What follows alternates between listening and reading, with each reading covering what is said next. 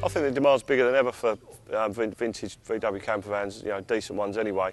I think everyone's into things that are retro and a little bit, you know, the sort of nostalgia of it all, really. And not only that, you know, if they're done right and they're the right product, then they're a good investment. They're something that you can put an amount of money into, and you'll always get your money back or more. And as far as the restoration goes for us, really, we try to keep everything as original as we can. People like the originality of the vans. There's still a market out there for those that want to put their own stamp on them. But certainly, from our point of view, what we pride ourselves on is the originality. This is one of our recent restorations. When they come into us, they're solid, rust-free vans. They're worn, they're tired, so we take all the interiors out, take the engines out, strip the engine down, rebuilt, so it's ready for another good 100,000 miles.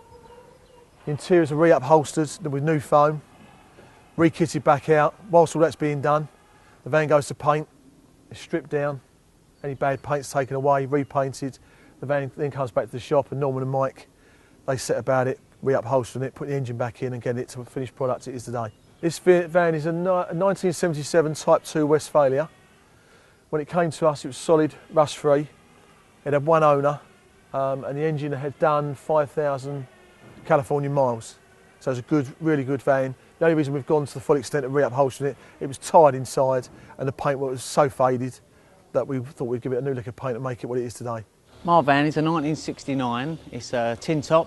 Was originally an airport bus, so it was just used for carrying people backwards and forwards to the plane back in the day. It's just been fully restored. It wasn't in too bad condition. It's originally from Utah, so yeah, it's got a lot of history. It's just basically a solid bus, really. It's a good bus. Well, the restoration side's getting better because the buses coming over need less work because they're coming from such hot climates. California, Utah, Vegas, them sort of places, they're rust-free. So the restoration side is not as much as it would have been years ago for a right-hand drive bus, unless you get one from obviously South Africa, which is another good place to buy them from. But it's just getting a really good scene, and what can I say apart from that's the sort of thing you end up with. This is a split-screen 1967 SO42. It originally started its life in Germany, toured all around Europe, doing Yugoslavia, East, Italy, Greece, all various different continents and places. Then came over to the UK, made its way back to America, and since then I've been the owner since 2007. I can show you around the van if you want. Yeah, so when I bought this van, all the paperwork, it's got the original paperwork as an optional extra to buy the roof rack, which still has its Westphalia badge today, and lots of people have commented and asked me if I'd sell it. It's got original Jalous windows, which all work fine with the mosquito nets on the inside. The van's got its original Safaris, which are lovely for those sunny days, as today, driving it around. It just gives that quirkiness on the front as well, with the typical split screen. There's your rock and roll bed that pulls out. You've got a table that pops out and flips up. Or the pop top goes up for standing clearance room. You've got your wardrobe with a mirror, small as it is, but it's functional, it works when you're away little camping trips.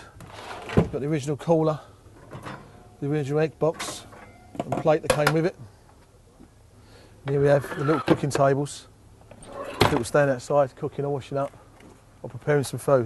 If you're looking for a real bit of nostalgia, a real bit of history, your 1967 SO42 is definitely the camper van I think to be with. I would advise anybody to take on a camper van project. First and foremost, it's an investment for the future.